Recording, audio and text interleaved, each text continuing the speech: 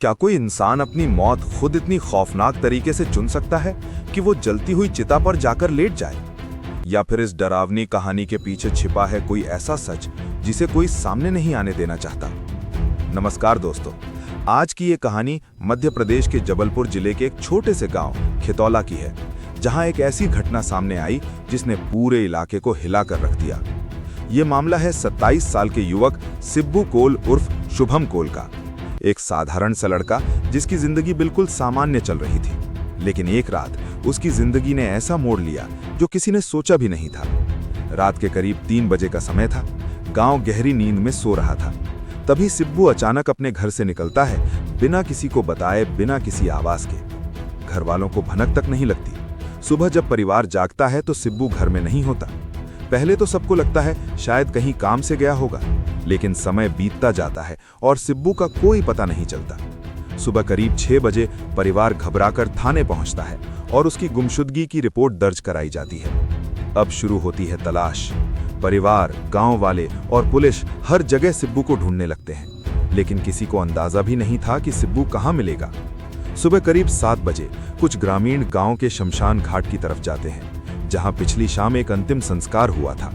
लोग वहां चिता की राख इकट्ठा करने पहुंचे थे, लेकिन जैसे ही उनकी नजर चिता पर पड़ी, उनके पैरों तले जमीन खिसक गई। जलती हुई चिता पर एक इंसान का आधा जला हुआ शव पड़ा था।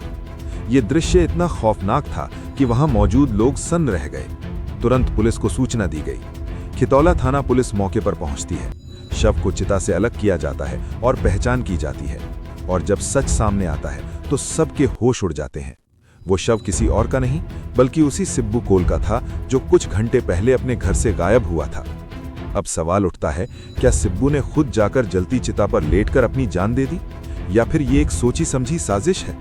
पुलिस जांच शुरू करती है। सबसे पहले टाइमलाइन बनाई जाती है। रात 3 बजे घर से निकलना, सुबह 7 बजे शव मिलना, यानी लगभग 4 घंटे का गैप। पुलिस ये समझने की कोशिश करती है कि इन 4 घंटों में आखिर क्या हुआ। फॉरेंसिक टीम को बुलाया जाता है। चिता की राख, आसपास की मिट्टी और शव की स्थिति का बारीकी से निरीक्षण किया जाता है। जांच में सबसे अहम सवाल होता है, क्या सिब्बू जिंदा हालत में चिता पर गया था या उसे बाद में वहां लाकर डाला गया? अगर कोई इंसान खुद जलती चिता पर लेटता है तो शरीर की पोजीशन, जलने का पैटर्न और रिएक्शन अलग होता है, लेकिन अगर किसी को मारकर चिता पर रखा जाए तो सबूत कुछ और कहानी बताते हैं। पोस्टमार्टम रिपोर्ट इस केस की सबसे बड़ी कड़ी बनती है। डॉक्टर्स ये जांच करते हैं, क्या शरीर में धुआं अंदर तक गया था, क्या जलने से पहले कोई चोट लगी थी, क्या मौत जलने से हुई या पहले ही हो चुकी थी। अगर फेफड़ों में धुआं पाया जाता है तो इसका मतलब है कि व्यक्ति जिंदा था जब आग लगी, लेकिन अगर ऐसा नहीं है तो शक और गहरा हो जाता है। पुलिस मोबाइल रिकॉर्ड भी खंगालती है। आखिरी कॉल किसे किया गया, किससे बात हुई, क्या कोई तनाव था? परिवार और दोस्तों से पूछताछ होती है। क्या सिब्बू किसी परेशानी में था, क्या उसका किसी से झगड़ा हुआ था, या वो मानसिक रूप से परेशान था? कुछ लोग इसे आत्महत्या मानते हैं तो कुछ इसे एक रहस्यमयी मौत बता रहे हैं, जो कि कोई भी इंसान इतनी दर्दनाक मौत खुद क्यों चुनेगा? और अगर ये आत्महत्या नहीं है तो फिर कौन है इसके पीछे?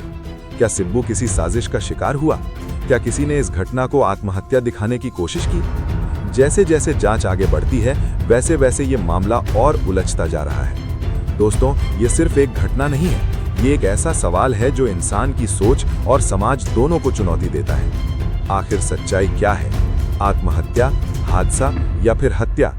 आपको क्या लगता है? क्या कोई इंसान खुद जलती चिता पर लेट सकता है, या इसके पीछे कोई गहरा राज छिपा है? अपनी राय कमेंट में जरूर बताएं, क्योंकि इस कहानी का सच शायद आपकी सोच से भी ज्यादा खौफनाक हो सकता है।